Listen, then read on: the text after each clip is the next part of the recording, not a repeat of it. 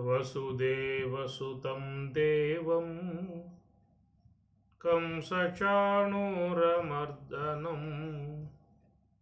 దేవకీ పరమానందం కృష్ణం వందే జగద్గురుం కృష్ణం వందే జగద్గురుం.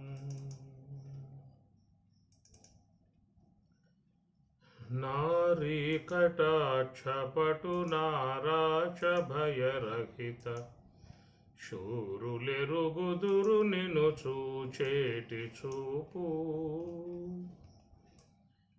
ఘోర సంసార సంకుల పరిచ్ఛేదులగు ధీరులెరుగుదురు నీ దివ్య విగ్రహము. ఇతరులకు నిన్ను నెరుగతరమా. సతత సత్యవ్రతులు సంపూర్ణ మోహ విరహితులిరుంగుదురు నిన్ను ఇందిరారమణ. ఇతరులకు నిన్ను నెరుగతరమా. ఇతరులకు నిన్ను నెరుగతరమా.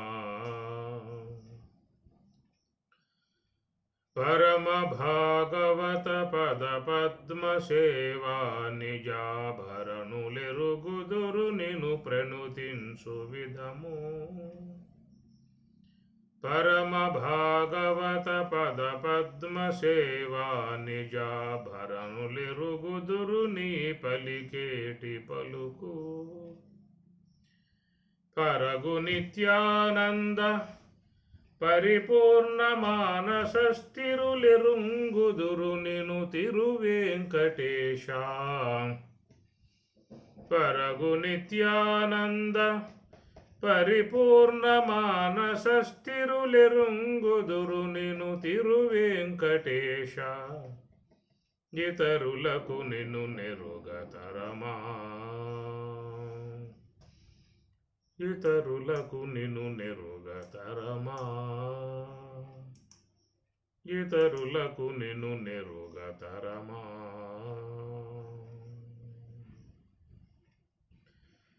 భగవద్గీత 3వ అధ్యాయము కర్మయోగము. కర్మేంద్రియాణి సంయమ్య యః ఆస్తే మనసా స్మరన్ ఇంద్రియార్థాన్ విమూఢాత్మా మిథ్యాచారః స ఉచ్యతే. మిథ్యాచారః స ఉచ్యతే. యస్త్వింద్రియాణి మనసా నియమ్య ఆరభతే అర్జున. కర్మేంద్రియైః కర్మయోగం అసక్తః స విశిష్యతే. నియతం కురు కర్మత్వం కర్మజ్యాయో హ్యకర్మణః శరీరయాత్రాపి చ తే న ప్రసిద్ధ్యేత్ కర్మణః. ఇక్కడ 3 శ్లోకాలలో ధ్యాన సంబంధమై ఉన్నటువంటి అంశమును స్వామివారు ప్రతిపాదన చేస్తూ ఉన్నారు. గతములో చెప్పుకున్నటువంటి శ్లోకం 4వ శ్లోకాన్ని మీరు జ్ఞాపకం చేసుకోండి. న కర్మణాం అనారంభాత్ నైష్కర్మ్యం పురుషః ఆశ్నుతే. ఇక్కడ నైష్కర్మ్యం బ్రాహ్మీ సంబంధమై ఉన్న ఒక అనుభవం. కేవలం బ్రహ్మమునకే అర్థముగా చెప్పుకోవలసి ఉంటుంది అన్న విషయాన్ని గతంలో దీన్ని మనం స్మరించుకోవటం జరిగింది. ఇంకా వేరే ఏ అర్థం కూడా చెప్పే అవకాశాలు లేవు దానికి. ఎందుకంటే నైష్కర్మ్యం అనే పదమే సాక్షాత్ బ్రహ్మమునే ప్రతిపాదన చేస్తూ ఉన్నది. ఎందుకంటే కర్మ లేనటువంటిది ఈ విశ్వంలో ఏదైనా ఉన్నదా అంటే దాన్నే బ్రహ్మము అని చెప్పాలి. కర్మ లేని స్వరూప పదార్థం బ్రహ్మం, అది పారమార్థికము. మిగతావన్నీ కూడా కర్మ సముదాయముతోనే చేరి ఉన్నాయి అనేటువంటి విషయాన్ని మీకు స్వామివారు 5వ శ్లోకంలో ప్రతిపాదన చేశారు. నహి కశ్చిత్ క్షణమపి జాతు తిష్టతి అకర్మకృతో. కశ్చిత్ ఏ ఒక్కడు కూడా అన్నాడు, జాతు ఒకానొకప్పుడు కూడా, నహి లేడు, అకర్మకృత్ తిష్టతి అకర్మకృత్ కర్మ లేకుండగా, కర్మ చేయకుండా ఈ లోకంలో ఎవడో కూడా క్షణమపి క్షణకాలం కూడా లేడు. ఈ ప్రకారంగా ఏదో సంబంధ కర్మతోనే జీవులన్నీ కూడా జతపడి ఉన్నాయి. ఏమండి మేము పగలంతా పనిచేస్తామండి, వినటము, తినటము, మాట్లాడటము, నడవటము, ఇవ్వటము, పుచ్చుకోవటం ఇవన్నీ చేస్తున్నాం కదా. అలాంటి యొక్క విధానంలో మేము రాత్రి నిద్రపోయిన సమయంలో నాకు ఆ కర్మతో సంబంధం ఏమి లేదు కదా అని చెప్పి అనుకోవచ్చు. నువ్వు నిద్రపోయినా కానీ కర్మతోనే సంబంధం పడి ఉన్నావు. ఏమిటా కర్మతో సంబంధం పడి ఉన్నావు అంటే, ఒకవేళ నీ యొక్క స్వబుద్ధితోనో నీ కర్తృత్వ భావనతోనో కరచరణాల ద్వారా చేసేటువంటి క్రియలు కానీ, నేత్రాది ఇంద్రియముల ద్వారా చేసేటువంటి కర్మలు కానీ, ఒకవేళ ఇవన్నీ కూడా ఉపశమించినా కానీ నీ శరీరంలో ఉన్నటువంటి సముదాయం మాత్రం కర్మ యందే తగులుకుని ఉన్నాయి. స్థూల దేహ సంబంధమై ఉన్నటువంటి అవయవాలు లోపల పనిచేస్తూ ఉన్నాయి. కనుక అది కూడా ఆగిందనుకోండి, ఇక నీ ప్రయాణం మహాప్రయాణం కొనసాగించాల్సి ఉంటుంది. కర్మతో ముడిపడి ఉన్నావు, కర్మ సంబంధం లేకుండా లేవు. ఒకవేళ లోన ఉన్నటువంటి గుండె కొడుకోవటం, లంగ్స్ పనిచేయటం, ఊపిరాడటం ఇవన్నీ మానుకున్నాయనుకో, అప్పుడు నీ పని ఇక కర్మ లేనటువంటి వాడుగా ఈ ఇహలోకంలో చెప్పాల్సి ఉంటుంది. నీకు ఇహలోకములో సంబంధం లేక, ఎందుకంటే ఈ దేహం అనేటువంటిది ఇహలోకానికి అనుబంధంగా ఉన్నది, అనుసంధానముగా ఉన్నది. ఎవరైనా లోకంలో ప్రాణులు ఇహముతో సంబంధం పడాలంటే ఈ పార్థివ సంబంధమై ఉన్నటువంటి దేహముతో అనుసంధానం కలిగి ఉండాలి. ఈ దేహముతో అనుసంధానం కలిగి ఉన్నంతకాలం ఈ పార్థివ లోకముతో నీకు సంబంధాలు ఉంటాయి, అనుబంధాలు ఉంటాయి, అనురాగాలు ఉంటాయి, ఆప్యాయతలు ఉంటాయి, అనేక జీవులతో ఉండేటువంటి సత్సంబంధాలు ఉంటాయి. కనుక ఈ పార్థివ దేహం ద్వారా నీకు కలిగినటువంటి సంబంధాలు ఈ పృథివీ లోకంలో ఉన్నటువంటి, ఈ పృథివీ లోకంలో అంటే ఈ పృథివీ దేశములో ఎన్ని దేశాలు అయితే ఉన్నాయో 200 దాదాపుగా అన్నారు. ఈ 200 దేశస్తులతో కూడా నువ్వు అనుబంధాలను పెంచుకోవచ్చు. నీకు ఓపిక ఉండగలిగితే, శక్తి ఉండగలిగితే, పోగలిగితే అన్ని దేశాల వాళ్ళతో కూడా అనుబంధాలు, అనురాగాలు పెంపొందింప చేసుకునే అవకాశాలు నీకు ఈ పార్థివ దేహం వల్ల కలిగింది. ఈ పార్థివ దేహం కనుక రాలిపోయిందా అని చెప్పానంటే నీకు ఇక అనుబంధాలతో అనుసంధాలు లేవేక. ఎందువల్ల అంటే ఈ దీంట్లో కర్మ అనేటువంటి ఇది వ్యవహారం కలిగి ఉన్నది. బాహ్యములో ఉన్నటువంటి కరచరణాదులు, జ్ఞానేంద్రియాలు, కర్మేంద్రియాలు ఇవన్నీ కూడా పనిచేసే విధానముగా ఉండటంతో ఈ బయట ఉన్నటువంటి వాళ్ళతో సంబంధాలు కలిగి ఉన్నావు. అసలు ఈ దేహం అనేటువంటి యొక్క భాగంలోనే కర్మలు అనేటువంటి స్వతసిద్ధముగా జరుగుతూ ఉన్నాయి.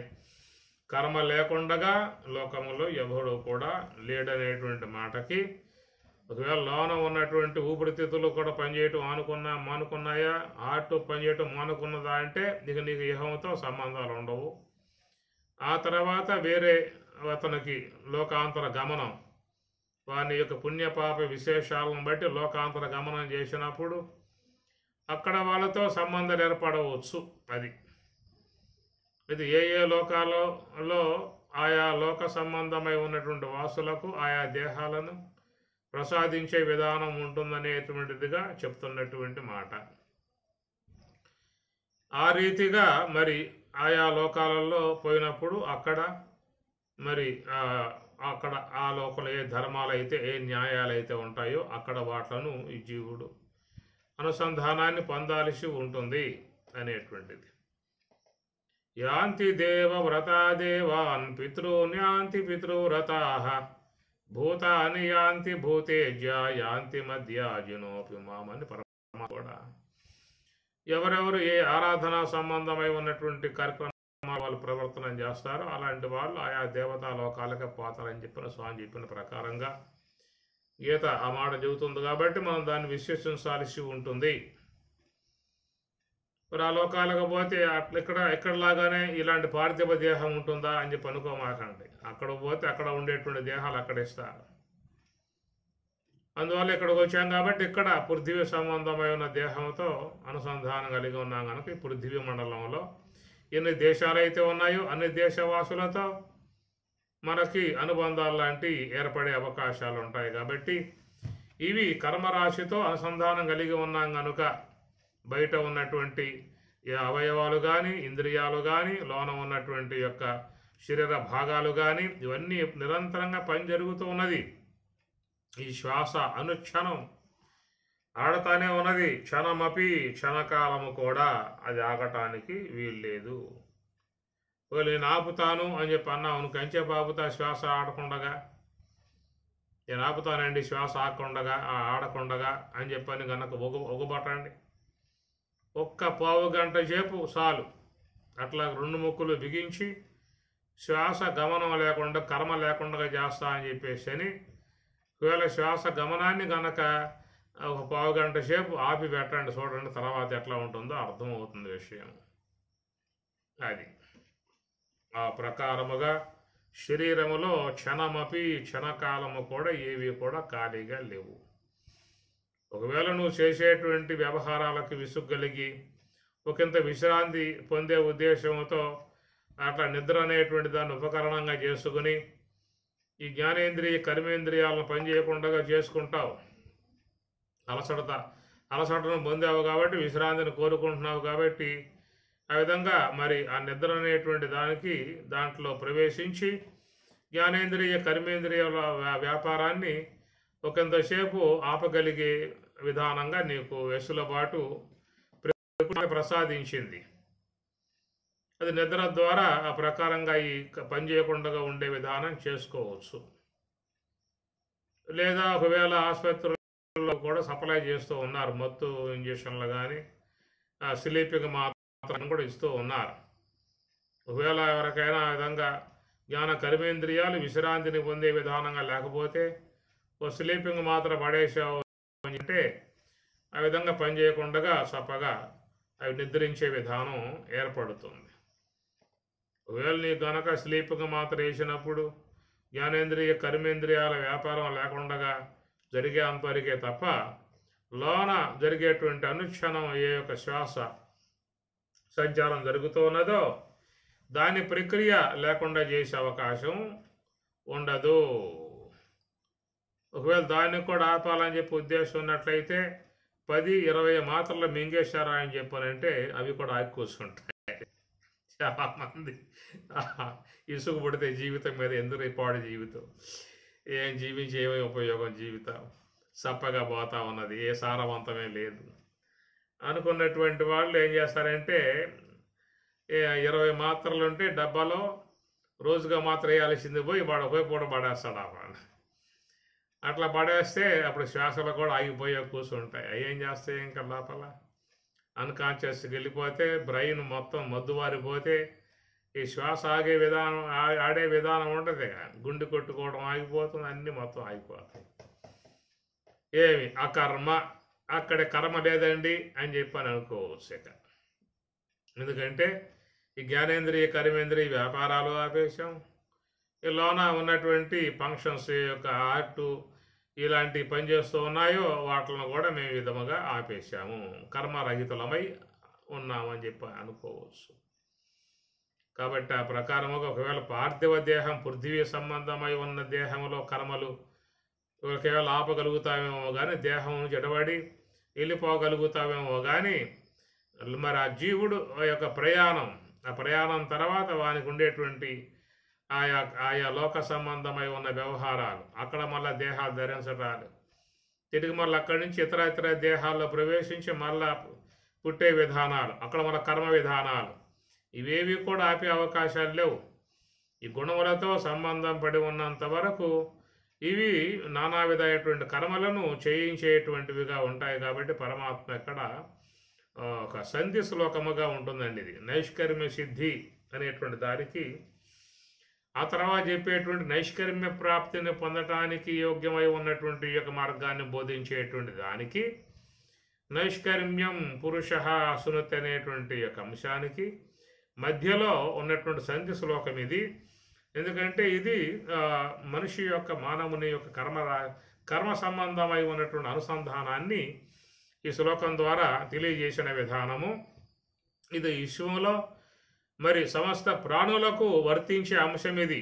క్షణమపి క్షణకాలము కూడా ఏ జాతు తిష్టతి అకర్మకృతో కర్మ లేకుండా ఉండటం అనేటువంటిది విశ్వంలో కశ్చిత్ ఏ ఒక్క ప్రాణికి కూడా అన్ని జీవులకి వర్తించినటువంటి యొక్క అంశము.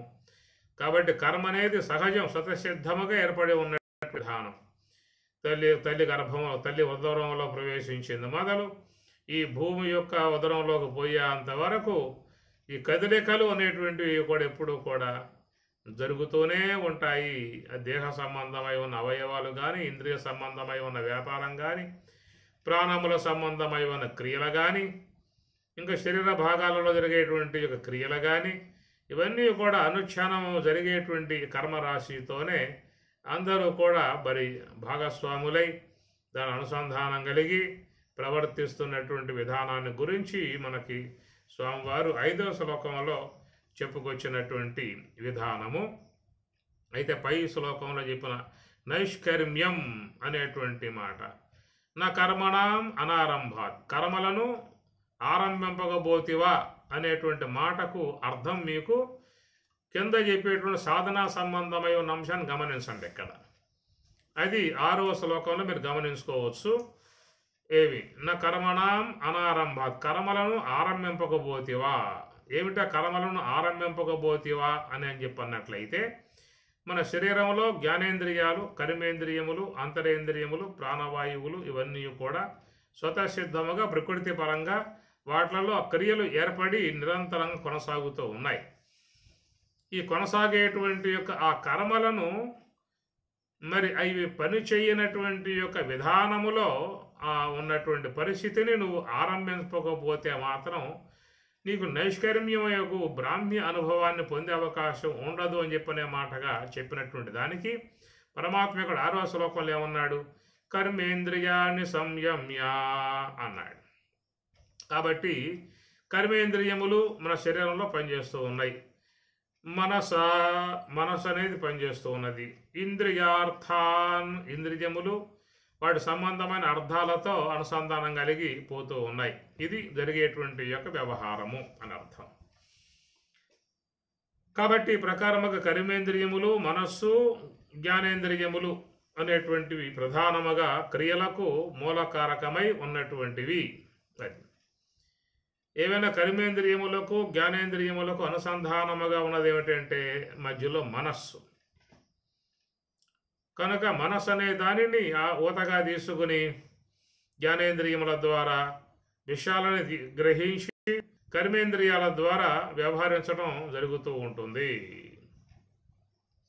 ఈ జ్ఞాత వ్యానవాయువుతో కలియగానే శ్రోత్రేంద్రియం ద్వారా శబ్దాన్ని విని వాగేంద్రియముతో మాట్లాడేటువంటి యొక్క వ్యవహారము. ఈ జ్ఞాతయ్య మనసుతో కలియగానే ఉదాన వాయువుతో సంబంధం పడి త్వగేంద్రియం ద్వారా స్పర్శ గ్రహించి పాణేంద్రియం ద్వారా ఆనాదానం ఇవ్వటం, పుచ్చుకోవడం చేసుకుంటూ ఉన్నాడు. ఈ జ్ఞాత బుద్ధితో కలియగానే సమాన వాయువుతో సంబంధించి నేత్రేంద్రియం ద్వారా దృశ్యాలను వీక్షించి మరి పాదేంద్రియం ద్వారా ఆగమనం రావటం పోవడం అనేది చేసుకుంటూ ఉన్నాడు. ఈ జ్ఞాతయే చిత్తముతో కలియగానే ప్రాణవాయువుతో సంబంధం పడి జిహ్వేంద్రియం ద్వారా అనేకమైనటువంటి రసాలను ఆస్వాదిస్తూ ఉన్నాడు. దాని ద్వారా గుహ్యము ద్వారా తురతానందాన్ని వాడు రోజువారీగా పొందుతూ ఉన్నాడు. ఆహారం పడిన తర్వాత ఆహారం ద్వారా ఏర్పడేటువంటి రసాయనాలు తిరిగి మరలా ఇలాంటి సృష్టి వ్యవహారం వైపుకి అవి లాక్కుపోతూ ఉంటాయి. ఈ స్వతసిద్ధముగా ప్రకృతి పరంగా సృష్టి కార్యముగా ఈశ్వరుడు సంకల్పించి ఈ విధముగా నిర్మించుకున్నటువంటి ఒకనొక అంశము, నిరంతరం కొనసాగేటువంటి ఒకనొక అంశం ఇది. కాబట్టి ప్రకారముగా మరి ఆ చిత్తంతో కలియగానే ప్రాణవాయువుతో సంబంధం పడి ఈ ప్రాణం అనేటువంటిది ప్రధానముగా రసాలకి ప్రధానంగా ఉన్నటువంటి యొక్క అంశం అది. రసాలని ఉత్పన్నం చేసిన తర్వాత గుహేంద్రియం ద్వారా మరి ఆనందించేటువంటి వ్యవహారాలకి పూనుకుని పోతూ ఉంటాడు. ఈ జ్ఞాతయే జీవుడే అహంకారముతో కలియగానే అపానవాయువుతో సంబంధం పడి ఘ్రాణేంద్రియం ద్వారా గంధాన్ని ఆగ్రానించి వాయురేంద్రియం ద్వారా వాడు విసర్జన చేసే విధానము అని చెప్పేసి ఈ ప్రకారంగా దేహంలో జరుగుతున్నటువంటి ఇంద్రియాన్ని మనస ఇంద్రియార్థాన్ ఇలాగా ఉన్నటువంటి వ్యవహారం ఎక్కడ, ఇది సృష్టి విధానములో స్వతసిద్ధముగా వచ్చేసినటువంటి క్రియలు. ఇవి మనం స్వతసిద్ధము ఏర్పాటు చేసుకున్నటువంటివి కావు, మనం కోరుకుని ఏర్పాటు చేసుకున్నటువంటివి కావు. అందరికీ కూడా స్వతసిద్ధముగా స్వాభావికముగా ప్రకృతిలోనే ఈ క్రియలు దేని సంబంధం వాటికి అనుబంధం కలిగే వచ్చేసిన విధానం. వాటిని ఉన్న అనుబంధాలని అనురాగాలను పెట్టుకొని వాటితో వ్యవహారం చేసుకుంటూ ఉన్నాడు. కనుక నీకు వ్యవహారం ఏదైనా సిద్ధించాలని చెప్పానంటే తప్పనిసరిగా నువ్వు జ్ఞానేంద్రియాలు కర్మేంద్రియములు మనసుని వాడుకోవాల్సి ఉంటుంది. ఈ వాడకంలోనే నీకు వ్యవహారం మంచిగా సిద్ధించే అవకాశం ఏర్పడుతుంది. మనస అంటం కారణముగా ఈ మనస్సులోనే అంతర్భాగముగా ఉన్నటువంటి బుద్ధ్యా అది కూడా తీసుకోవచ్చు. బుద్ధి చేత మనస్సులో అంతర్గతముగా ఉన్నటువంటి యొక్క అంశాన్ని బుద్ధి అని చెప్పని అంటారు. కనుక ఆ బుద్ధి అనే దాన్ని కొంతమంది ఆసరాగా చేసుకుని వ్యవహారాన్ని ఇంకా మెరుగుదలగా ఎంతో ఉన్నతముగా చాలా క్షేమకరంగా సుఖకరంగా సార్థకవంతముగా నిర్వర్తింపజేసుకోవటానికి మరి మనస్సు యొక్క భాగంలో అంతర్గతముగా ఉన్నటువంటి బుద్ధి అనేటువంటి భాగాన్ని చాలామంది వివేకవంతులు దాన్ని వాడుకునే విధానం ఉంటుంది. అట్లనే మనస ఈ తృతీయ భక్తి ఏకవచనం, ఇది మనస అనేటువంటిది మనసి మనాంసి మనసి మనాంసి మనస మనోభ్య మనోభి మనసే మనోభ్య మనోభ్య, అది దాని యొక్క రూపం అనుకోండి. మనస అనేది తృతీయ భక్తి ఏకవచనం. మనసు యొక్క దాంట్లో అంతర్గతంగా ఉన్నటువంటి యొక్క మరొక భాగమే మనం ఇక్కడ బుద్ధిగా చెప్పుకోవటం జరుగుతూ ఉన్నది. దానిని విజ్ఞులై ఉన్నవాళ్ళు, సాత్వికులై ఉన్నటువంటి వారు, నిర్మల స్వభావం కలిగి ఉన్నటువంటి వారు, దైవభక్తి కలిగి ఉన్నవాళ్ళు, ధ్యానానుష్ఠానం అనుష్ఠించేటువంటి వారు ఆ భాగాన్ని ఎక్కువగా తమ వ్యవహారాలకి వినియోగింపజేసుకుంటూ ఉంటారు. దానివల్ల వాళ్ళు అనేక ప్రమాదాల నుంచి బయటపడి సురక్షితమై ఉన్నటువంటి మార్గంలో వాళ్ళు ప్రయాణం చేసి జీవితంలో సుఖశాంతులను సకరంగా సమృద్ధిగా పొందే విధానంగా ఉంటుంది. అట్లనే మనస అనేటువంటి దాంట్లోనే మరొక కోణములో అంతర్గతంగా ఉన్నటువంటిది చిత్తము అనేది కూడా దాంట్లో అంతర్గతంగా చేరి ఉన్నటువంటి భాగము. దాని చిత్త చాంచల్యము అనేది కూడా లోకంలో ఆ పదం వాడుతూ ఉంటారు. చిత్త చపలము చిత్త చాంచల్యము అని చెప్పని ఆ భాగానికి ఎవరైతే గురై ఉంటారో వాళ్ళల్లో స్థిమితం ఉండదు. ఒకసారి కూర్చోలేడు, స్థిమితంగా ఉండలేడు, తన అనుకున్నటువంటి దాని మీద నిలకడగా ఉండలేడు. అనుక్షణం వాడు తన యొక్క స్వభావాలు మారిపోతూ ఉంటాయి. ఈ విధంగా తన వ్యవహారం కొంచెం ఇబ్బంది కలిగే అవకాశం ఏర్పడుతుంది చిత్తం అనే భాగంలో చేరినట్లయితే. అంటేనే మనస్సు యొక్క అంతర్గత భాగమై ఉన్నటువంటిది అహంకారం కూడా. అలాంటి భాగాన్ని కొంతమంది తన వ్యవహారాలకు తీసుకుంటూ ఉన్నారు. దాన్ని తీసుకొని వాళ్ళ వ్యవహారాలని కొంచెం దారుణంగా, ఇబ్బందికరంగా, బాధాకరంగా ఉండేటువంటి వాటిల్లో వాళ్ళు ప్రవేశించి ఆ కార్యాలు చేయటం యందు వాళ్ళు ఉత్సుకత కలిగి చేస్తూ ఉన్నారు. ఇవన్నీ లోకంలో మనం ఈ 4 భాగాల శాతంగా ఉన్నటువంటి మనుషులు ఉన్నారు. మనస్సు యొక్క అనుసంధానం కలిగి ప్రవర్తించే వాళ్ళు ఉన్నారు. అలానే దాని అంతర్గతమైనటువంటి యొక్క బుద్ధి భాగాన్ని ఆశ్రయించి ఆ క్షేమ మార్గంలో యోగక్షేమం అని పరమాత్మ అన్నట్లుగా వాటి మార్గాల్లో ప్రయాణం చేసే వాళ్ళు ఉన్నారు. మీకు అహంకారాన్ని ఊతగా తీసుకుని దాని ద్వారా లోకంలో ఒక అరాచకాలు, మారణ హోమాలు, ఇలాంటి కార్యాలన్నీ కూడా నెరవేర్తించేటువంటి అలాంటి వర్గం కూడా లోకంలో ఉన్నది. ఏదైనా సరే లోన ఉన్నటువంటి యొక్క భాగాలు అవన్నీ కూడా ఇక్కడ మనస అనే ఒక మనస్సు మాత్రం తీసుకున్నాడు, కర్మేంద్రియాని అని కర్మేంద్రియాలు తీసుకున్నాడు, ఇంద్రియార్థ అన్నాడు జ్ఞానేంద్రియములు, జ్ఞానేంద్రియ సంబంధమై ఉన్నటువంటి విషయాలు. దాదాపుగా మీకు 24 తత్వాలు మొత్తం వచ్చేసాయి. ఇక్కడ 25 అని చెప్పానంటే ప్రాణవాయువులు కలుపుకుంటే 25 అవుతాయి. ప్రాణవాయువుల యొక్క విధానం పక్కన పెట్టినట్లయితే ఇక్కడ 24 తత్వాలు అనేటువంటివి వచ్చేసినటువంటి విధానము ఈ శ్లోకంలో. కాబట్టి ప్రకారముగా ఇవన్నీ కూడా ప్రతి ఒక్క మానవునికి వ్యవహారం కోసంగా సృష్టి మాత, ప్రకృతి మాత ప్రసాదించిన విధానము.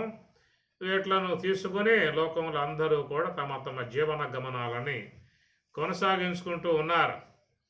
ఎవరి యొక్క జీవన గమనమైనా వీటి యొక్క ఆసరా లేకుండా ఎవడో కూడా ఏమీ చేసే అవకాశాలు లేవు. ఇవన్నీ కూడా పనిచేసిన విధానము నుంచే వాని జీవన విధానము నడిచే అవకాశం ఉంటుంది.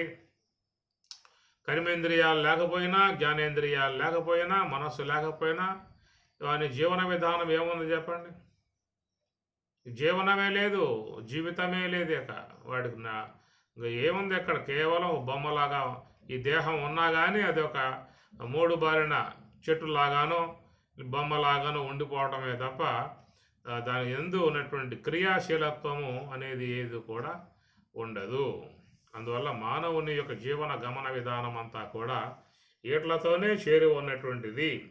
కాబట్టి అవన్నీ కూడా పనిచేస్తూ ఉంటే ఏమవుతుందని చెప్పని ఈ యొక్క సృష్టిలో వ్యవహారములో చేరి ఉన్నటువంటి యొక్క వాట్లను మనం సమకూర్చుకునే అవకాశం ఏర్పడుతుంది. ఆ ప్రకారం ప్రకృతి సంబంధమైన ఉన్న వనరులు సమకూర్చుకున్నట్లయితే దాని ద్వారా జీవన గమనం మెరుగుదలగా చేసుకునే అవకాశం ఉంటుంది. ఎంతోమంది ప్రకృతి పరమై ఉన్న వనరులు సమకూర్చుకోవడం కారణముగా ఎంతో ఉన్నతమై ఉన్నటువంటి జీవన విధానాలను వాళ్ళు పెంపొందింపజేసుకునే విధానాలుగా ఉన్నారు. పెద్ద పెద్ద మేళ్ళ కడతారు, మిద్దెలు కడతారు, కార్లు ఉంటాయి, అనేక రకాలు ఉంటాయి. ఇది సౌకర్యార్థంగా అన్నీ కూడా పెట్టుకుని మనిషి తన సుఖ జీవన విధానాన్ని ఏర్పాటు చేసుకునే విధానం అనేటువంటిది ఉంటుంది. ఈ ప్రకారంగా మరి ఉన్నటువంటి ఇంద్రియాలకు మెరుగుదల అయినటువంటి ఒక నడవడికను, పోకడను వాడు సమకూర్చుకునే అవకాశం అనేటువంటిది ఏర్పడుతుంది. అయితే పైన స్వామివారు ప్రతిజ్ఞ చేసి నైష్కర్మ్యం పురుష న ఆశ్నుతే, నైష్కర్మ్యం బ్రాహ్మీ సంబంధమై ఉన్న అనుభవము. బ్రాహ్మీ సంబంధమై ఉన్న అనుభవం అంటే బ్రహ్మములో ఉన్నటువంటి ఆనందత్వపు లక్షణం ఉన్నదో అటు ఆనందత్వపు లక్షణాన్ని అందుకోవటానికి అవకాశము అని అర్థం. అది బ్రహ్మమును నైష్కర్మ్యం అంటం వల్ల బ్రహ్మం అనే అర్థమే వస్తుంది ఇక్కడ. అయితే బ్రహ్మమును అనుసంధానం చేయటం యొక్క ఉద్దేశం ఏంటంటే దాంట్లో ఉన్నటువంటి ఆనందాది లక్షణాలు. ఆనందము అన్నాం, సుఖము అన్నాం, శాంతి అన్నాం, ఇవన్నీ కూడా భగవంతుని యందే చెప్పుకొస్తున్నటువంటి యొక్క విధానము. పరమశాంతి అనగా బ్రహ్మమనగా అని భారతం కూడా చక్కగా ప్రతిపాదన చేసింది. పరమశాంతి అనగా బ్రహ్మము అన్న పరమశాంతి అన్న ఒకటే అని చెప్పిన అర్థం. అత్యంతం సుఖం అశ్నుతే అని భగవద్గీత చెప్పింది. అత్యంతం మిక్కుటమై ఉన్నటువంటి సుఖమును అశ్నుతే పొందుతూ ఉన్నాడు అన్నాడు. అది ఆనందో బ్రహ్మేతి విజానాత్తో విజానాత్తో తెలుసుకోవటం, జానాతో అని తెలుసుకోవటం, ఆనందం బ్రహ్మ. కాబట్టి ఆనందమే బ్రహ్మముగా తెలుసుకునేటువంటి యొక్క విధానము. ఈ ప్రకారముగా భగవంతుని యందు మరి మహాత్ములందరూ కూడా ఈ లక్షణాలని ప్రతిపాదన చేస్తూ ఉన్నారు. అది ఆనందము కానీ సుఖము కానీ అన్నీ కూడా దాని యందే ఉన్నాయని. దుఃఖమాగంతుకం బైతో చుచుండు సుఖము స్వాభావికము నాకు సూర్యవర్య. దుఃఖమాగంతుకం బై, దుఃఖం బయట నుంచి వస్తుందయ్యా. సుఖము స్వాభావికము, సుఖం అనేది నా యొక్క స్వరూప లక్షణం అని అన్నారు రామచంద్ర స్వాముల వారు. అది శాంతాకారం భుజగశయనం పద్మనాభం సురేశం శాంతాకారం. కనుక భగవంతుడు శాంతమే ఆకారముగా కలిగి ఉన్నాడు అన్నారు. పరమశాంతి అనగా బ్రహ్మమనగా అని భారతం. ఇట్లాగా చూస్తే మరి ఈ బ్రహ్మమనబడేటువంటి స్వరూపము మనం నిత్యం కోరుకునేటువంటివన్నీ కూడా అక్కడే ఉన్నాయి. నేను సుఖంగా ఉండాలి, శాంతిగా ఉండాలి, ఆనందంగా ఉండాలి, ఇవన్నీ కూడా ప్రతి ఒక్క వ్యక్తిలో స్వతసిద్ధంగా ఏర్పడి ఉన్నటువంటి వాంఛ. మానవుని యొక్క ఏ వాంఛ అయితే ఉన్నదో అది బ్రహ్మము యొక్క లక్షణాల మీద తన యొక్క వాంఛను పెంపొందింపజేసుకున్నాడు. అవన్నీ కూడా పారమార్థికమై ఉన్న బ్రహ్మములో ఉన్నాయి అన్న విషయం లోకంలో ఎవరికి కూడా తెలియదు. అయితే లక్షణాలు మాత్రం కోరుకుంటూ ఉన్నారు. నేను ఆనందంగా ఉండాలి, శాంతిగా ఉండాలి, సుఖంగా ఉండాలి. ఇవన్నీ కూడా ప్రతి ఒక్క వ్యక్తి నుంచి వస్తున్నటువంటి అభిరుచి సంబంధ మాటలు. అయితే ఇవన్నీ కూడా లక్షణాలు.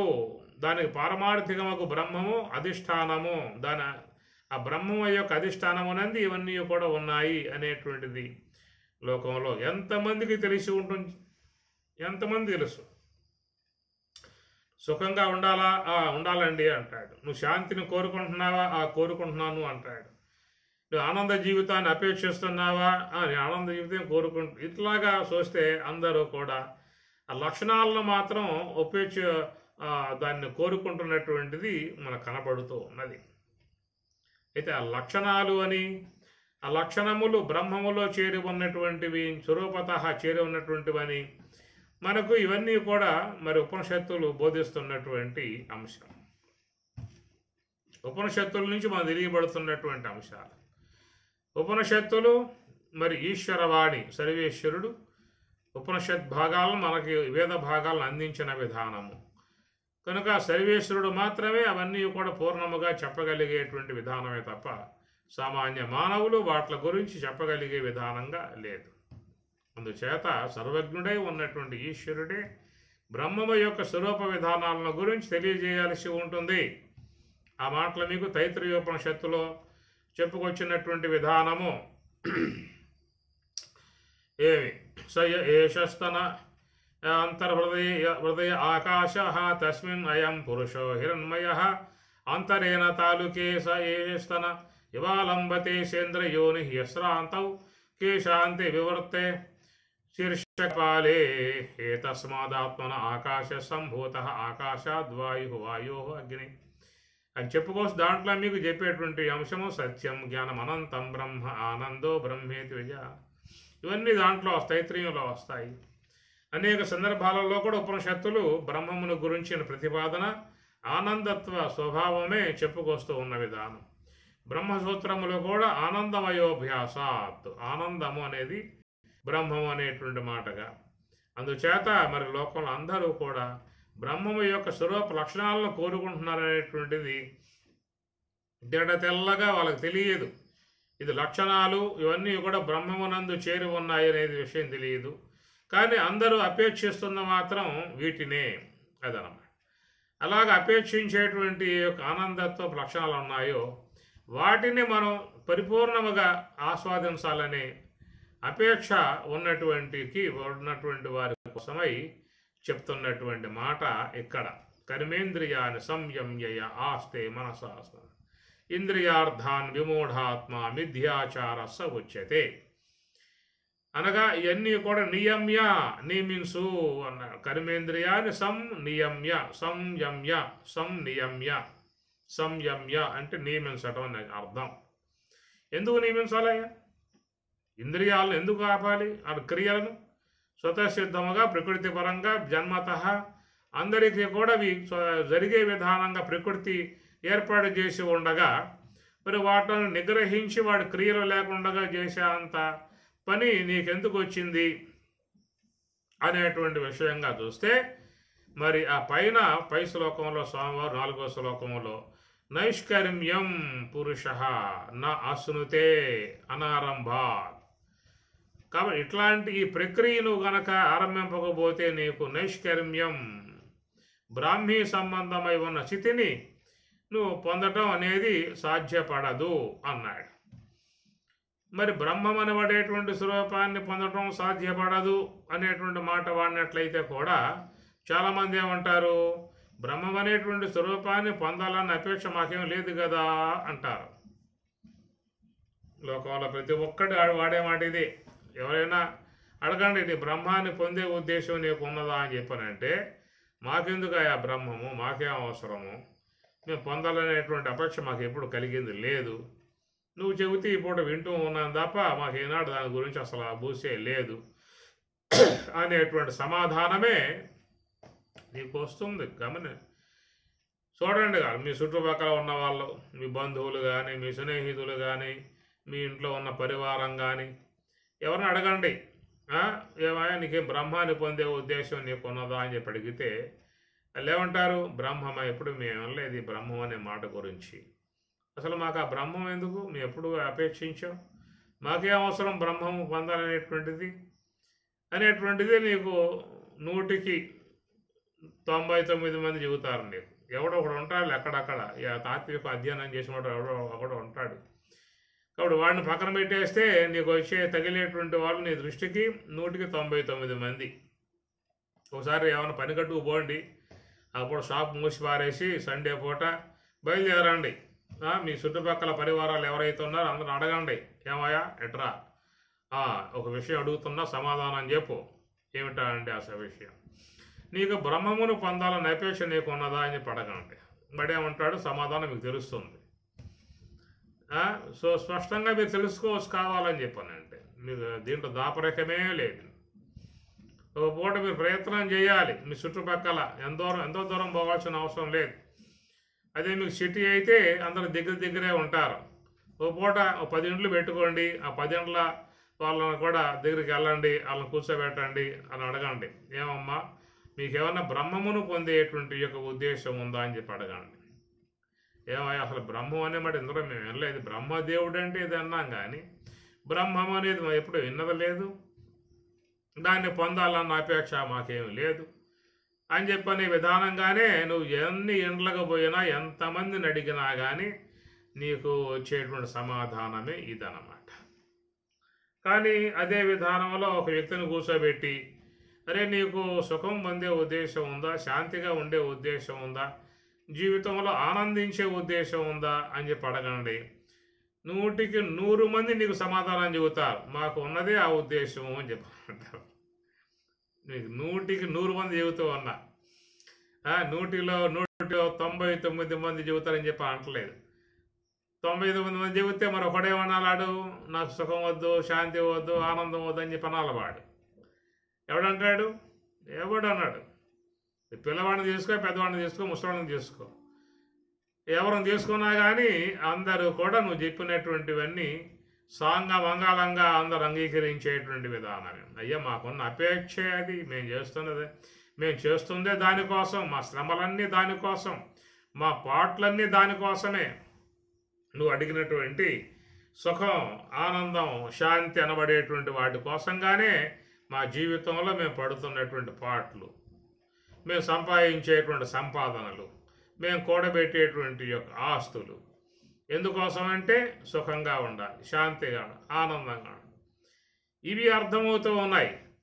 కానీ మనం నీకు బ్రహ్మమును పొందే ఉద్దేశం ఉందా అని చెప్పి అడగండి. అదేమంటాడు, మాకెందుకయ్యా బ్రహ్మం, పోవాయా, నేను ఎప్పుడు ఎన్నిందే ఇది బ్రహ్మం అని మాట, మాకు అవసరమైనది బ్రహ్మం అంటారు. కాబట్టి ఆ బ్రహ్మం అనేటువంటి యొక్క స్వరూపత ఉన్న లక్షణాలే ఇవి. లక్షణాలు కోరుకుంటున్నారు కానీ బ్రహ్మం అంటే వాళ్ళకి తెలియకపోయే. ఉపనిషత్తులు అధ్యయనం చేసిన వాళ్ళకి మాత్రం తెలిసేటువంటి అవకాశం వాళ్ళకి ఏర్పడుతుంది. అందుచేత అందరూ కూడా ఒక అపేక్ష లక్షణాల మీద అపేక్ష కలిగి ఉన్నారు కాబట్టి దానిని చేరుకోవటానికి ఇక్కడ చెబుతున్నటువంటి మాట ఇంద్రియాని ఇంద్రియార్థాన్ మనసుతో నియమించు అనేటువంటి విధానం. ఈ నియమించు అనే విధానం ఎట్లా వస్తుంది చెప్పండి? ఎట్లా వస్తుంది? నియమించు అనే మాట ఎక్కడ నీకు ఎట్లా వస్తుంది? ఎవరైనా చెబుతారా లోకంలో, అరే మంచిగా బతకరా, బాగా సంపాదించుకోరా, బాగా చదువుకోరా, మంచి ఉద్యోగం సంపాదించుకో, మంచి పెళ్ళాం వస్తుంది, మంచిగా జీవితం సుఖమయంగా ఉంటుంది, గొప్పగా సంపాదించుకుంటావు, ఇల్లు కట్టుకుంటావు, ఇట్లాగా నీకు లోకంలో వచ్చేటువంటి మాటలే తప్ప ఏమి ఈ కర్మేంద్రియాలు నియమిస్తే, జ్ఞానేంద్రియాలు నియమిస్తే, నీకు మనసును కూడా నియమిస్తే నీకు బ్రహ్మము యొక్క ఆనందం లభిస్తుంది అనేటువంటి యొక్క నియమ్య అనేటువంటి మాటగా నీకు సమాజం నుంచి ఎవరు చెప్పేటువంటి విధానము. ఇంట్లో వాళ్ళు చెబుతారా, బయట వాళ్ళు చెబుతారా, సమాజంలో చెబుతారా, ప్రభుత్వం వాళ్ళు ఏమైనా చెబుతారా? ఎవరు చెబుతారని చెప్పండి? స్కూలు, ప్రైమరీ స్కూలు పోండి, ఆడ మీకు ఈ మాటలు రావు. హై స్కూల్కి పోండి, దాంట్లో ఈ మాటలు రావు. మన కాలేజీకి పోండి, పిహెచ్డీ చేయండి, ఏమన్నా చేసుకో, కానీ అక్కడ మాత్రం నీకు ఏమి రావు. వాళ్ళు ఏం చెప్పరు, నియమ్య నియమించు అనే మాట చెప్పరు. ఇది కేవలం ఒక గురు మార్గము, గురుతత్వ మార్గము, ఆధ్యాత్మిక తత్వాన్ని అధ్యయనం చేసినటువంటి కోణములో మరి గురువుగా ఉన్నటువంటి వారు చెప్పేటువంటి మాట, నాయన ఇవన్నీ కూడా చక్కగా నియమించు. సంయమ్య యమ అంటే నియమించటం, యమయత్నే. సం అంటే బాగుగా అని చెప్పి అర్థం, సం అంటే ఉపసర్గది కాబట్టి యమ్య అంటే నియమించడం అని చెప్పిన అర్థం అన్నమాట. అందువల్ల వాటి క్రియలు లేకుండా చెయ్యి అని చెప్పి అర్థం. ఈ ఇంద్రియాల ఏ వ్యవహారం అయితే ఉన్నదో ఆ వ్యవహారమును లేకుండా చెయ్యి. చూడండి ఎట్లా ఉంది ఇక్కడ మీకు విషయం అంతా కూడా. పైన చెప్పినటువంటి యొక్క మరి 4వ శ్లోకంలో నైష్కర్మ్యం పురుష ఆశ్నుతే, నా ఆశ్నుతే పొందడు అన్నాడు. ఆశ్నుతే అంటే పొందును అని అర్థం. ఆశ్నుతే పొందుచున్నాడు. దాని యొక్క అనుబంధ అంశమే మీకు 6వ శ్లోకం నుంచి మీకు 7, 8 దాకా వస్తాయండి. 8 పరాకాష్ఠగా చేరి ఉన్న శ్లోకం అది. ఇక 9 నుంచి ప్రయాణం చేశామంటే అక్కడ స్వామివారు ఒక యజ్ఞ సంబంధమై ఉన్న భాగాన్ని అందుకుంటాడు. అంటే ఈ యొక్క అంశాన్ని ఆయన గారు యజ్ఞ సంబంధమై ఉన్న అంశముగా తీసుకుని ఇంకా పరాకాష్ఠగా ఇంకా ఆ శ్లోకాలలో నీకు ప్రయాణం చేయటం అనేది ఉంటుంది. అక్కడికి పోయాక మనం అక్కడ ఉన్నటువంటి ఉత్కృష్టమై ఉన్నటువంటి అంశాలు ఏమిటో అక్కడికి వెళ్ళాక మనం చూసుకోవాల్సి ఉండేటువంటి అంశం అది. ఇవన్నీ కూడా మీకు చూస్తే నడిచే గమనం అంతా కూడా నైష్కర్మ్యం అన్నటువంటి యొక్క అంశం మీదే నడుస్తున్నటువంటి ఇక రాబోయేటువంటిది అంతా కూడా ఆధారపడి ఉండేటువంటి అంశముగా గ్రహించుకోవాలి. నైష్కర్మ్యం అనేటువంటి పదం కనుక లేకపోయినట్లయితే మీకు ఇక్కడ ఈ సబ్జెక్టుకి మీకు శక్తే లేదు.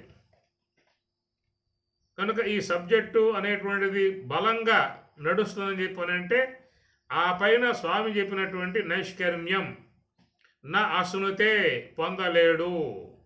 ఎందువల్ల అని చెప్పానంటే కర్మణాం నా అనారంభాత్, కర్మలను అనారంభాత్ ఆరంభింపకపోవటం కారణముగా.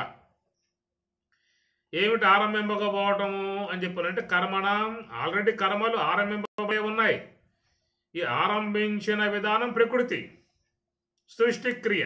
సృష్టిలోనే ఈ ఆరంభింపబడ్డటువంటి విధానం అనేది స్వతసిద్ధంగా వచ్చేసింది. ఈ ఆరంభించిన కర్మల యొక్క విధానం నుంచి అందరూ కూడా అదే మార్గంలో ప్రయాణం చేస్తూనే ఉన్నారు. వీళ్ళు ఆరంభం చేసుకోవాల్సిన ఆవశ్యకత ఏమి లేదు. ఏమండి కొంతమందికి చూపులు లేవు కదా, ఆ చూపు లేకపోవడం వల్ల వాళ్ళని అంధులు అన్నారు కదా అని అనుకోవచ్చు. ఆ చూపు లేకపోవడం అనేటువంటిది ఒక కొన్ని వైఫల్యముల కారణంగా ఏర్పడేటువంటి టెక్నికల్గా ఏర్పడేటువంటి కారణాలుగా అక్కడ చూపు అనేటువంటిది కొంత కొరవబడింది. అంటే నేత్ర గోళకములో ఉన్నటువంటి కొన్ని లోపాలు. నేత్రం అయితే ఉన్నది, నేత్రం లేకుండా లేదు. నేత్రం అయితే ఉన్నది, అయితే ఆ నేత్రం యొక్క సంబంధ ఆ చూపు కిరణాలు మరి కంటి ద్వారా బయటకు రావడానికి అవకాశం లేకుండా లోపలేదో కొంత డ్యామేజీ, కొంత ఏదన్నా దాంట్లో కొన్ని అంశాలలో చిక్కులు, అవి డాక్టర్లే నాడు కొంచెం దాని మీద కసరత్తు చేసి ఆ నేత్రంలో ఉన్న దోషాలను సరిచేసే విధానంగా కూడా వాళ్ళు ఇప్పుడు పూనుకొని చిన్న చిన్న పరికరాలతో ఎంతో నైపుణ్యముగా ఎంతో నూతన టెక్నాలజీ బాగా ఉపయోగించి లోనున్న నరాలని సర్దుబాటు చేసి మళ్ళీ ఎమ్మటి వాడు చూపును ప్రసాదిస్తూ ఉన్నారు, తీసుకొస్తూ ఉన్నారు. లేదా ఎవరైనా నేత్రదానం చేసినట్లయితే ఆ నేత్రాలను తీసుకుని ఆ తర్వాత కాలంలో పూర్తిగా కన్ను డ్యామేజ్ అయి ఉన్నట్లయితే గోళకము దాన్ని పూర్తిగా తీసేసి వాడి యొక్క సంబంధ నేత్రాల పట్టుకొచ్చి పెట్టేస్తే మళ్ళీ ఆ గోళకం కొండగా లోన ఉన్న ఇంద్రియ చూపులు ప్రసరిస్తూ ఉన్నాయి, బయట ఉన్న వస్తువులు చూస్తూ ఉన్నాడు. కాబట్టి ఈ ప్రక్రియలన్నీ కూడా కొంత శరీర సంబంధమై ఉన్నటువంటి వైఫల్యములు. కొంతమంది బదిరులు అంటారు, అంటే చెవిటివాడు, వినపడే విధానం కాదు ఆయనకి. ఎందువల్ల ఇంద్రియం లేకపోవడం కారణంగాన ఇంద్రియం లేకుండా పోయే విధానాలు అనేటువంటివి ఉండవు. ఎందుకంటే సూక్ష్మదేహములో నిర్మాణములో సర్వేశ్వరుడు అందరికీ కూడా సమానంగానే అన్ని పెట్టేసేసాడు. ఇంద్రియాలు, కర్మేంద్రియాలు, అంతరేంద్రియాలు, ప్రాణవాయువులు అన్నీ కూడా సూక్ష్మదేహంలో సమానంగా అందరికీ కూడా ఎలాంటి లోపం లేకుండా పెట్టేసేసాడు.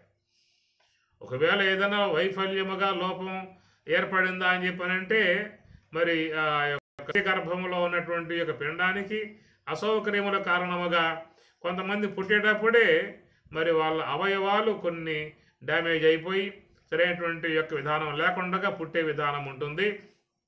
అది కేవలం భౌతికమై ఉన్నటువంటి యొక్క స్థూలదేహ సంబంధమై ఉన్నటువంటి వైఫల్యములే కానీ లోపల సూక్ష్మమై ఉన్న వైఫల్యములు కావు. సూక్ష్మదేహములో ఏ ఇంద్రియం కూడా లోపించి ఉండే అవకాశం లేదు. అట్లాగా భగవంతుడు ఏర్పాటు చేయడు, సమానంగా ఇచ్చేశాడు. ఇచ్చినట్టు విధానాలలో ఏదైనా స్థూలదేహ సంబంధంలో ఉన్నటువంటి పాల్ట్లే తప్ప సూక్ష్మదేహ విధానం కాదు. కాబట్టి ఈ ప్రకారముగా స్థూలదేహం యొక్క సంబంధమై ఉన్న అవయవాలలో అందరికీ కూడా పుష్కలంగా సమృద్ధిగా పనిచేసేవిగా ఉన్నప్పుడు వాళ్ళ సూక్ష్మదేహ సంబంధమై ఉన్న ఇంద్రియాలు కూడా ఇంద్రియ గోళకములో కొండగా బయటకు వచ్చి వ్యవహారం జరుగుతూ ఉన్నది. కాబట్టి ఇవన్నీ కూడా స్వతసిద్ధముగానే అవన్నీ ఆరంభింపబడే ఉన్నాయన్నమాట. ఇక్కడ చెప్పే ఆరంభం ఏంటని చెప్పానంటే మీకు ఆ విషయం మీకు 6వ శ్లోకం నుంచి వస్తుంది. కర్మేంద్రియాని సంయమ్య, జ్ఞానేంద్రియాని సంయమ్య, మనః సంయమ్య, నియమించటము. ఇది పైన మీరు చెప్పినటువంటి అనారంభాత్, ఆరంభింపకపోతివా అని అర్థం. ఇది నువ్వు ఆరంభింపకపోతివా, సంయమ్య నియమించటము అనేది నువ్వు ఆరంభింపకపోతివా, నా అశ్నుతే, నైష్కర్మ్యం నా అశ్నుతే అనే మాటకు అర్థం అన్నమాట. కాబట్టి ఇక్కడ మరి గురువు చెప్పాడు, నాయన ఇంతవరకు నీ తత్వశాస్త్రం అంతా బోధించాను, ఉపనిషత్తులు బోధించా, సాంఖ్యాన్ని బోధించా, యోగ శాస్త్రాన్ని బోధించా, అన్ని శాస్త్రాలు సక్రంగా అన్నీ అర్థమయ్యాయి. ఇక ఆ తర్వాత నీకు అవగాహన అనేది పూర్తిగా పొందావు. కాబట్టి ఇక నీవు సాధనను ఊతగా చేసుకుని సాధన మార్గాన్ని అవలంబించి ఇక నువ్వు ప్రయాణం చేయాల్సి ఉంటుంది. అది అంతర్ముఖ ప్రయాణము. ఇది గురువు చెప్పేటువంటి యొక్క మాట.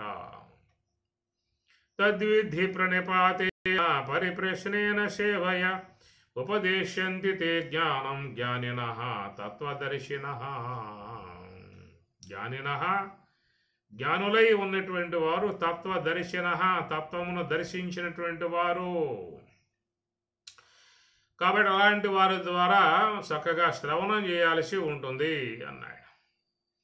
పరిప్రశ్నేన సేవయ ఉపదేశంతి, వాళ్ళు నీకు చక్కగా అంశాన్ని ఉపదేశిస్తారు అనగా దాన్ని బ్రహ్మోపదేశము.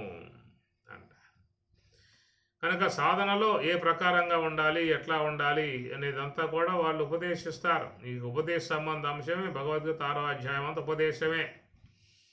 శుచవు దేశే ప్రతిష్టాప్య స్థిరం ఆసనం ఆత్మనః నాత్యుచ్ఛ్రితం నాతి నీచం చేలాజన కుశోత్తరం తత్ర ఏకాగ్రం మనః కృత్వా యతచిత్తేంద్రియక్రియః ఉపవిశ్వాసనే యుంజాత్ యోగం ఆత్మవిశుద్ధయే సమం కాయ శిరోగ్రీవం ధారయన్ అచలం స్థిరః సంప్రేక్ష్య నాసికాగ్రం స్వం దిశశ్చ అనవలోకయన్. ఇదంతా కూడా సాధనా సంబంధమై ఉన్నటువంటి యొక్క అంశము.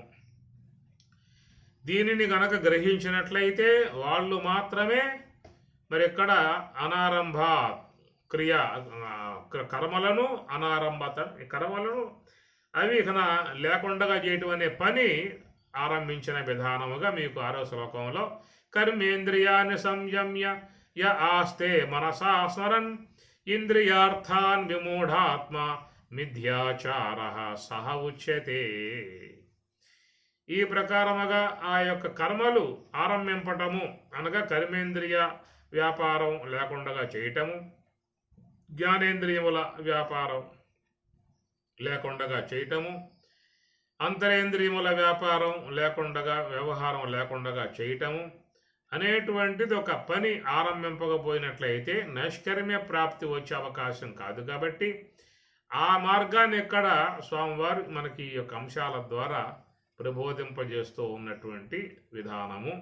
దీన్ని చక్కగా అర్థం చేసుకుంటేనే మనకు నైష్కర్మ్యం అనేటువంటి పదం పూర్ణముగా తెలుసుకోవటానికి అవకాశం అనేది ఏర్పడుతుంది.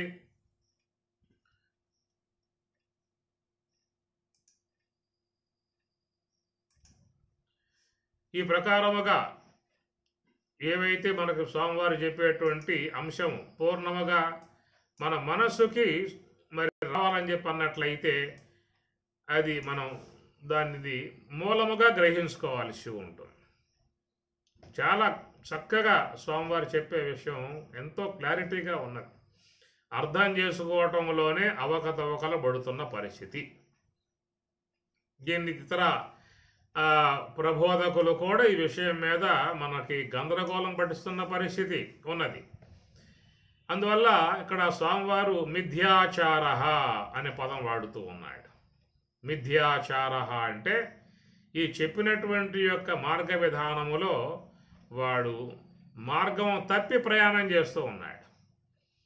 ఈ మార్గం తప్పి ప్రయాణం చేసేటువంటి వానిని ఇక్కడ పరమాత్మ హెచ్చరిస్తూ ఉన్నాడు. అరే, నువ్వు మిథ్యాచారివిగా ఉన్నావురా, కపట మార్గంలో పోతూ ఉన్నావు అనే విధానముగా హెచ్చరిక అన్నమాట.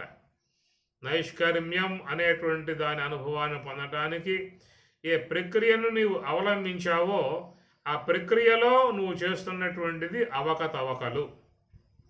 ఏమిటా అంటే కర్మేంద్రియములు మాత్రమే నిగ్రహించావు కానీ మరి అంత జ్ఞానేంద్రియముల మాత్రం నువ్వు వాటిలను నిగ్రహించలేదు. రెండు అంతరేంద్రియాన్ని విషయంలో చూస్తే నువ్వు దాంట్లో కూడా పొరపాటు పడ్డావు. అయితే చూసే సూపరులకు నువ్వేదో పెద్దగా ఘనకార్యం చేస్తున్నట్లు కనపడతావు, కానీ లోన ఉన్నటువంటి వ్యవహారం అంతా గందరగోళ వ్యవహారం. లోగుట్టి పెరుమాల గెరుక అని అర్థం కదా, లోగుట్టి పెరుమాల కెరుక. కనుక లోన ఉన్నటువంటి అంశం ఆయన గుర్తిస్తాడు, నాకేం తెలుస్తుంది? కర్మేంద్రియాన్ని సంయమ్య. కనుక మరి దర్భాసనం వేశాడు, జంక శర్మం వేశాడు, తెల్లవస్త్రం వేశాడు, పద్మాసనం వేశాడు, చిన్నముద్ర ధరించాడు, పట్టు శాలువాలు కప్పుకున్నాడు, విభూది రాకలు దిద్దాడు, కుంకుమ బొట్లు పెట్టాడు, మెడలో రుద్రాక్షమాలన్నీ కూడా మెడలో ధరించాడు. ఈ ప్రకారంగా బ్రహ్మాండంగా సూపరులకు ఎంతో అద్భుతమైనటువంటి ఆకారంగా కూర్చున్నాడు. మరి చేతులు కట్టేశాడు, కాళ్ళు కట్టేశాడు, నోరు కట్టేశాడు. మొత్తం కర్మేంద్రియాన్ని సంయమ్య. కర్మేంద్రియములలో ఎలాంటి కదిలికలు లేవేక కాళ్ళు పద్మాసనంతో కట్టేశాడు, చేతులు చిన్న ముద్రతో అవి కట్టేశాడు, నోరు రెండు పెదములు కూడా కట్టేశాడు, వాక్కు బంధింపబడింది, చేతులు బంధింపబడ్డాయి, కాళ్ళు బంధింపబడ్డాయి. ఇక గుహ్యము పాయు అవేం చేస్తాయి, ఇంకా అవి కూడా బంధింపబడ్డాయి. ఇట్లా ఈటి వరకు మాత్రం చక్కగా ఒగ్గబట్టి కూర్చున్నాడు. ఈ తర్వాత వ్యవహారం ఏమిటయ్యా అంటే ఇంద్రియార్థాన్, ఇంద్రియములు మాత్రం యథావిధిగా అర్థముల మీదుగా పోతానే ఉన్నాయి. ఇది ఎవరు తెలుస్తుంది ఈ విషయము? ఆస్తే మనసా స్మరన్, మనస్సు చేత స్మరన్, లోన జరిగే వ్యవహారం అన్నమాట. కానీ పైకి కనబడేటువంటివి కావుగా. పైకి కనబడేటువంటి ఏమిటి అంటే పద్మాసనం వేశాడా? వేశాడు. పద్మాసనం వేయలేకపోతే కనీసం వీరాసనం వేశాడా? వేశాడు. చేతుల 2 చేతులు కట్టేశాడు. నోరు కట్టేశాడు. ఇట్లా చూసేదానికి కర్మేంద్రియముల వారికి మాత్రము నిగ్రహించిన అంశం కనబడుతుంది బయట ఉన్నటువంటి వాళ్ళకి. అలాగా చూసేటువంటి వారు ఆశ్చర్యపోతారు. అబ్బా, ఎంత అద్భుతమైనటువంటి విధానం, ఎంత మార్గ విధానంగా ఉన్నాడు, చక్కగా ధ్యానంలో నిమగ్నమై ఉన్నాడు, డిస్టర్బ్ చేయకూడదు, ఆయనకి ఎలాంటి విధానంగా ఆటంకం కలగజేయకూడదు అని అందరూ చెప్పుకొని నమస్కారం చేసుకుంటారు. కానీ లోన ఉన్న వ్యవహారం వాళ్ళకేం తెలుస్తుంది? మనసా స్మరన్ అని చెప్పి అన్నాడు. సాధారణంగా ఇది ఉండే విధానమే. యోగ మార్గంలో ప్రయాణం చేసేటువంటి వాళ్ళందరికీ కూడా ఇది ఉన్నటువంటి యొక్క విషయం. ఒక పట్టాన ఇది మనకి వశమయ్యే అవకాశాలు కావు. మరి ధ్యానంలో కూర్చోండి గంటసేపు, మీరు ఆ గంటసేపులో మీకు ఏముంది అక్కడ అంటే ఎక్కువ శాతం మనసా స్మరన్, ఇదే ఎక్కువ శాతం ఉంటుందన్నమాట. మరి ఈ విధంగా ధ్యానం చేసేటువంటి వాళ్ళని పట్టుకొని మిథ్యాచార, అటు కపటాచారి మిథ్యాచారి అని చెప్పి అన్నాం అనుకో, వాడు రేపటి నుంచి వారేస్తాడే. నాకెందుకు ఈ ధ్యానం, నువ్వేదో కూర్చున్నా కానీ నువ్వు తిట్టిపోస్తావు అని చెప్పినట్టు అసలు కూర్చున్నాను కదా నేను అని చెప్పేసి అని దండం పెట్టేసి, ఆయన నువ్వే చేసుకో, నేను నా వల్ల కాదులే, ఇది అందుకు పట్టాన అవకాశాలు లేవు, ఏదైనా సావకాశం కుదిరినప్పుడు అప్పుడు నేనే వస్తా ఆశ్రమానికి, ఇక్కడ తిష్ట వేసుకుంటాను, నాకు గది ఇచ్చావంటే గదిలో కూర్చుంటాను, ఇక్కడే భోజనం చేసుకుంటాను, మంచిగా వండి పెట్టు, భోజనం చేసుకుంటే ఇక్కడే ఉంటా, కొన్ని పనులు ఉన్నాయి ఆ చక్క పెట్టుకొని, ఒక అమ్మాయికి పెళ్లి కావాలి, అబ్బాయిలకి పెళ్లి కావాలి, రిటైర్మెంట్ కావాలి, కొన్ని చాలా పనులు ఉన్నాయి స్వామి, ఇవన్నీ అయిన తర్వాత చూసా అప్పుడు తీరుబాటుగా వస్తాను, అప్పుడు కర్మేంద్రియాలతో పాటు జ్ఞానేంద్రియాలను కూడా నిలబెట్టే విధానం చేస్తాను. ఇప్పటికిప్పుడు కూర్చోబెట్టేసేసి నువ్వు మిథ్యాచారివిరా అని చెప్పానంటే ఎడ కుదురుతుంది స్వామి, నా వల్ల కాని వ్యవహారం ఇది, ఎంత మాట అన్నావు కాబట్టి నాకు రోషం ఉంది, నేను వెళ్ళిపోతున్నా అని చెప్పి వెళ్ళిపోతాడు వాడు. అందుచేత ఇక్కడ పరమాత్మ వాడేటువంటి యొక్క అంశాలలో కొంచెం అంతర్గతంగా ఉన్న అంశాలు కొన్ని ఉన్నాయి, అవి కూడా మనం కొంచెం చూడాల్సి ఉంటుంది. కర్మేంద్రియాణి సంయమ్యయ ఆస్తే యహ అనేది సరిగ్గా లోపిస్తుంది, ఎందుకంటే పక్కన అచ్చు పరమైంది కాబట్టి ఇసరగ లోపిస్తుంది కనుక ఆస్తే ఉంటుంది, యహ అని చెప్పుకోవాలి. మనసా స్మరన్ ఇంద్రియార్థాన్ విమూఢ, ఆత్మ విమూఢుడై ఉన్నటువంటి మనసు గలవాడు, మిథ్యాచార వానిది మిథ్యాచారము కపటాచారముగా ఉచ్యతే చెప్పడం జరుగుతున్నది అనే మాట స్వామివారు వాడుతూ ఉన్నారు. ఇంకా కొంచెం కింద విషయం కూడా చాలా ఉన్నది, దీని విషయం కొంచెం చూడాల్సి ఉంటుంది, రేపటి రోజున చూసే ప్రయత్నం చేద్దాం. ఓం సహనా భవతు సహనౌ భునక్తు సహ వీర్యం కరవావహై తేజస్వినావధీతమస్తు మా విద్విషావహై. ఓం శాంతి శాంతి శాంతి.